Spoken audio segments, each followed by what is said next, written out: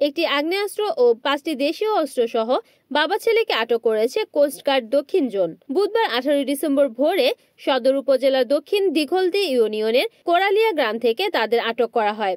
আটককৃতরা কোরালিয়া গ্রামের বাসিন্দা আলমগীর মাতব্বর ও তার ছেলে মোহাম্মদ রিয়াদ হোসেন। কোস্টগার্ড জানায়, আটক বাবা ছেলে স্থানীয় অসহায় মানুষের কাছ থেকে চাঁদাবাজি করত। এছাড়াও তাদের বিরুদ্ধে ভূমিদস্যুতা, এলাকায় ত্রাসের রাজত্ব করা সহ একাধিক অভিযোগ রয়েছে।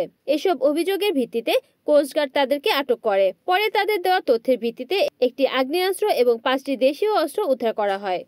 বোরহানুদ্দিন উপজেলাধীন গঙ্গাপুর চরের স্থানীয় বাসিন্দাদের ওপরে দীর্ঘদিন যাবৎ কুখ্যাত সন্ত্রাসী ইউনুসের নেতৃত্বে দুর্ধর্ষ সন্ত্রাসী দল অস্ত্র দেখিয়ে জমি দখল, চাঁদাবাজি, অসহায় জেলেদের মাছ ও টাকা লুট, অত্যাচার এবং ভয়ভীতি প্রদর্শনের মাধ্যমে অন্যান্য অপরাধমূলক কার্যক্রম করে আসছিল মর্মে জানা যায়।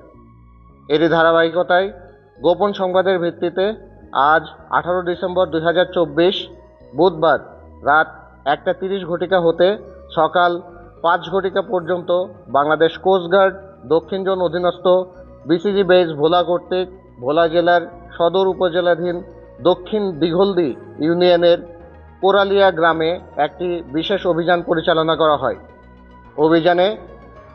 অভিযান চলাকালীন উক্ত এলাকা হতে একটি দেশীয় আগ্নেয়াস্ত্র, 5টি দেশীয় অস্ত্র সহ দুর্ধর্ষ সন্ত্রাসী আলমগীর মাতব্বর এবং তার ছেলে রিয়াদ মাতব্বরকে আটক করা হয়।